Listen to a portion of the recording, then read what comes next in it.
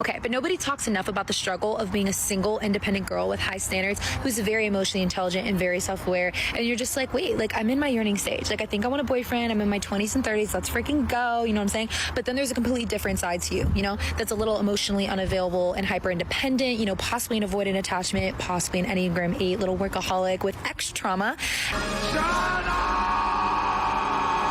Yada, yada, yada. Guys, who ordered a cappuccino? Now, I could summarize this whole video by saying that the reason you are single is because you are annoying.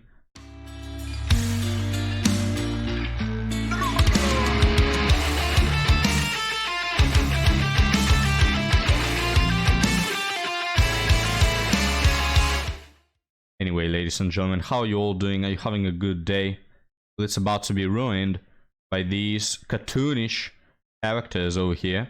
So let's have a look, guys, at the average modern woman today. Like, wait, so like, what am I supposed to do with that information? Like, I'm a walking contradiction because I keep going out with these men that have expiration dates and I know won't last because it keeps me from getting, you know, emotionally invested and then hurt. But at the same time, then that keeps me single. It's like a vicious cycle. Anyways, if you relate, hi, I'm Savannah Lee. I make music for you. I just dropped 2 songs and let me soundtrack your summer. The first song, You Don't Exist Yet. It's about the girls that are in the yearning stage that want a boyfriend. Hasn't happened yet. And then, cut to the chase, a song for the girls that date men with expiration dates. If you relate to this, I really hope this finds you. Oh my hell, guys, no. Okay, but no. I'm not listening to that, I can tell you. Ariana Grande has some competition for the worst performer out there. So we've reached a point where women are making like Chad songs about how frustrating it is to chase after Chad. Incredible, guys. The pop culture is gonna love it. Now let's move on to another video. Emotionally unavailable men in the dating pool. It seems that ladies today, guys, are having quite a big problem with quote-unquote emotionally unavailable men, which is just, you know, in translation, men who don't want to deal with them because they're a bag of red flags. My boyfriend and I broke up a month ago. Let's talk about it. There are so many emotionally unavailable men still out there that I just don't understand. We all like have our, you know, our issues, our problems, whatever. But oh my God, the amount of guys that are refusing to get help. Like, okay, so let me just like the timeline here. We met back in November at a run club. LOL, I don't want to hear it. I know. He was the first guy that I met there. We had so much in common. It was like one of those things where it felt like invisible string, right? Where you're like, oh my God, we're both from Miami. Oh my, like he went to one of the all boys schools. I went to one of the all girl schools. Like, okay, you're not a rando. There's just like some comfort there naturally, right? And it started like so strong, like so much interest. We met, we had our first date 2 days later, had our next date the week after. The communication was there. It was climbing. And it was so interesting because he told me on like one of our first dates, he had made this comment of like, well, my walls are, he's like, I'm an open book. I was like, okay, like cool, like good for you.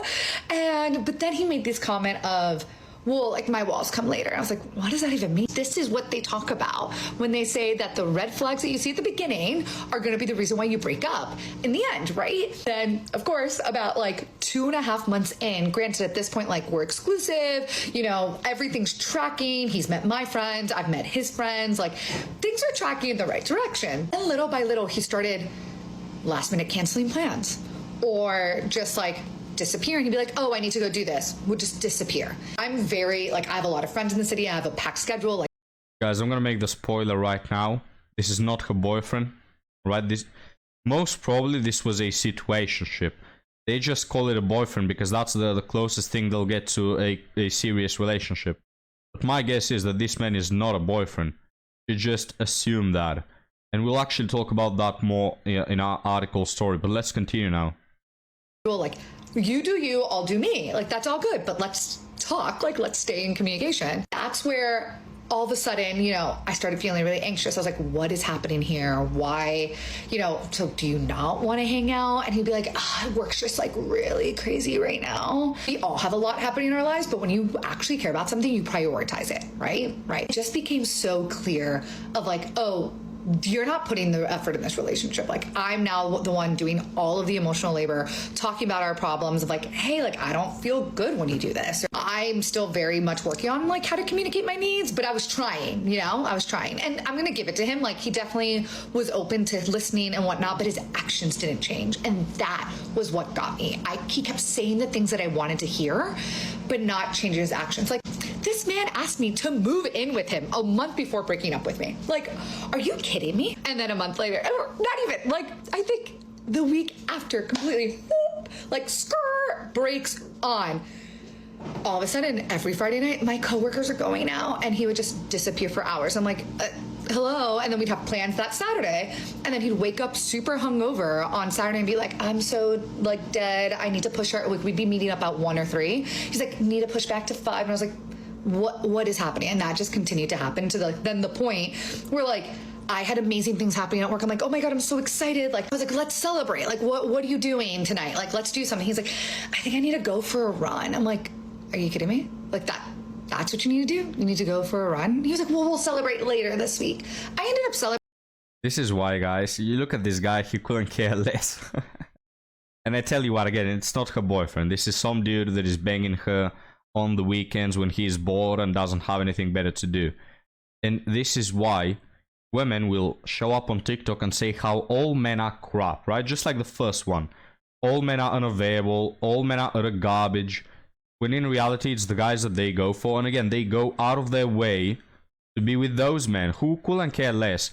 Well, sister, just don't be with that man. You know, everybody is going to tell you this advice. Okay, just don't be with him. You have hundreds of options. Just go for someone else. But they can't, because they are attracted to the toxicity, and so they'll keep whining about it, guys. This woman right here prefers this dude who couldn't give less of a shit about her than she prefers you. For example, you could give this woman or any other the world. You can buy them flowers. You can take them to the movies and care about their little day. But they don't like that. They prefer the bad boy who plays them instead of you, the average man. And I don't intend to call you average. Average in these women's eyes, alright? You're the average Joe if you're not 6'5" and a millionaire.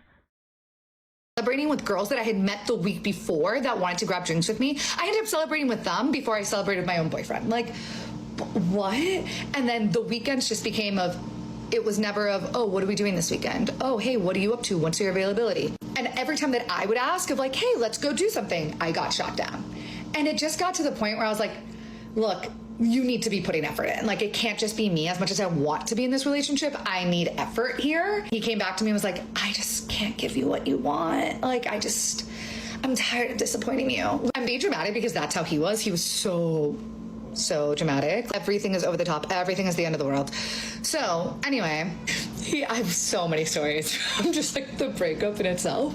He broke up with me, blaming all of it on his therapist, and was like, my therapist just like thinks that I don't even want to be doing this, but my therapist thinks that I need to break up with you and to protect you from me. Therapists don't do that. Like, what are you talking about? And to finding out that his therapist is a dating coach, which nothing wrong with dating coaches.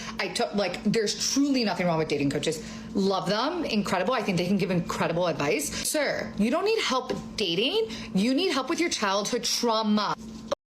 Well, that's a good one, guys. Blaming the therapist for it. I haven't heard that one yet. Can we just make like a analogy here? So, when you're the average Joe, you've heard their expectations, right? Well, you gotta invite me to a date, but it cannot be any date. It has to be a 5-star restaurant, you know, and you gotta pay for the gas, and you gotta buy me flowers, and you gotta stand down, and you gotta this, that, yada, yada, yada bullshit. Yet when you're attractive enough, they'll basically hit you up 1 month of you not paying attention to them, like, hey, can you show me a bit of more attention? And then the funny thing, can I fucking talk? Thank you. Well, the funny thing then, guys, is that the guy broke up with her, right? So she wanted to stay. Oh, it's just she needs Chad so much. Oh, it's so funny.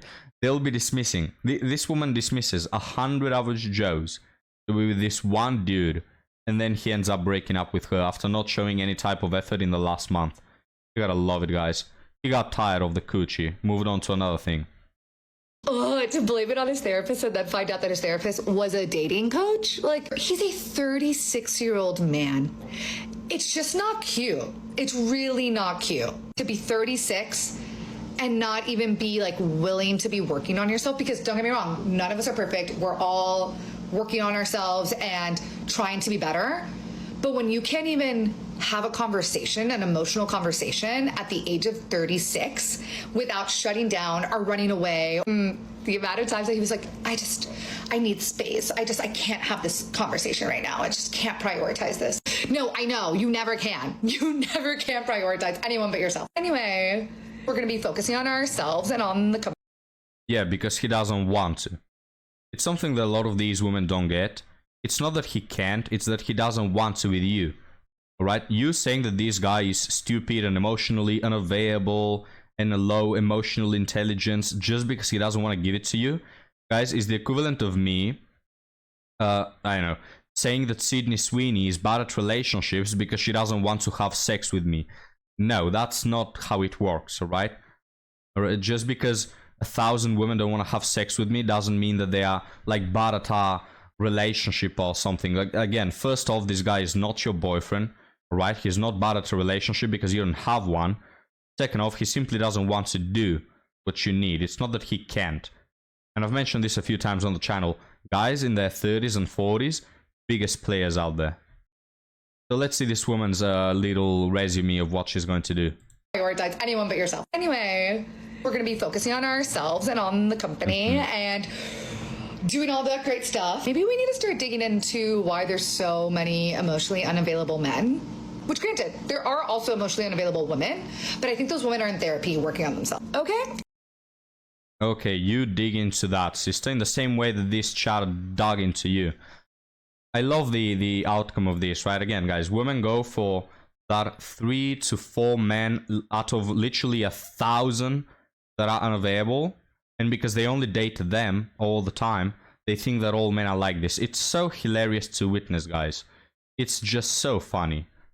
But now, let's move on to our article. But hey, how about, before that I tell you a joke? How about that, guys? Not renowned for my best jokes, but anyway.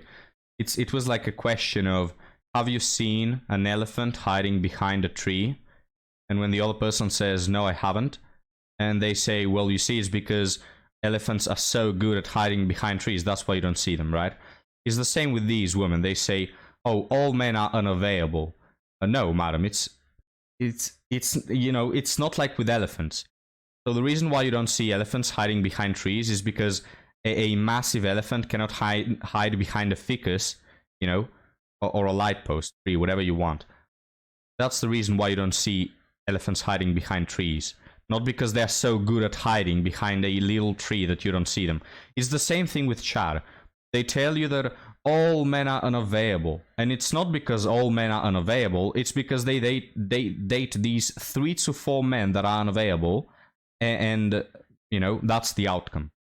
Maybe not my best analogy, you know. Maybe I just really wanted to share the joke about the elephants and the trees. But you make of that what you will, guys. Now let's move on to our article.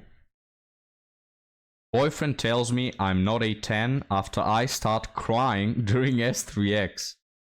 Well, he, male 38, isn't exactly my boyfriend. I love it. And this is why I most of the time don't trust them when they say it's their boyfriend. No, it's the dude who has been banging them for the last 2 months. So, he isn't exactly my boyfriend. We've been seeing each other and sleeping together for about 4 months. He told me, 26 female, recently that he was in love with me, wanted to take things to the next step, and wanted to go public. I said I'm not ready. I was still debating whether I want to be with him long term. So you allow yourself to be used like a sex doll for 4 months, and during that time you're thinking, do I want this to be long term? Do I want this to actually be meaningful? Oh, if not, don't worry, I'll just be a sex doll for 4 months. and then they expect respect. No, first respect yourself. Don't be a little used up by half the town sex doll, and then maybe we can talk about respect, alright? The main reason is he has a serious self-proclaimed addiction to X movies and hasn't had a girlfriend in many years and never a serious one. We've slept together 10 plus times and he has never had finished with me. He has no issue, seems like a skill issue to be honest with you. He has no issue getting hard or keeping it. We will sometimes go for an hour or more, but get so worn out, we stop before he finishes. Last time we were intimate, I got emotional and frustrated after this happening so many times despite my best efforts. This woman is trying her hardest, guys, but it's not going so well. I broke out in tears and explained how it makes me feel extremely insecure that he can only get off to movies and not with me. I also express how this worries me that we will never be able to have kids. Wait a minute. You aren't even sure if you want to stay with this dude, but yet you're thinking about kids? My hell, guys. He knows I want children. So you're 26 and you're spending your time with some dude you're not even in a relationship with, who has some corn addiction, right? Make it make sense, guys. These women are so lost. They really think that you can get like a happy, thriving family by, I don't know, just spinning the roulette and landing on the first guy you like. His best attempt to console me started with, well, you're not a 10, but... and then starts to list out the most generic, thoughtless compliments I've ever heard. I can't even remember them all. All I can think about is that first sentence. I've never thought of myself as a 10 or any rating really, as I know how subjective beauty is. But that's not the point. It seemed so inconsiderate and almost cruel to say something like that to someone you supposedly love in a moment of insecurity. He did promise to quit the corn and assured me we will get there eventually. But I just don't know if it's worth sticking around after this. I'm really thinking I should end our romantic relationship. What do you think? Well, I think that you don't have a romantic relationship. What a mess, guys. What a mess of a life, I tell you. These women really think that, again, relationships are like this really spontaneous thing, guys. Almost works by chance, on randomness, you know? Give me a break. These women will never be happily married. But anyway, ladies and gentlemen, thank you for watching. Thank you for joining. Like and subscribe, please, to support the channel. You can also find me on Patreon down below. And I'll see you next time, guys. Have a good one.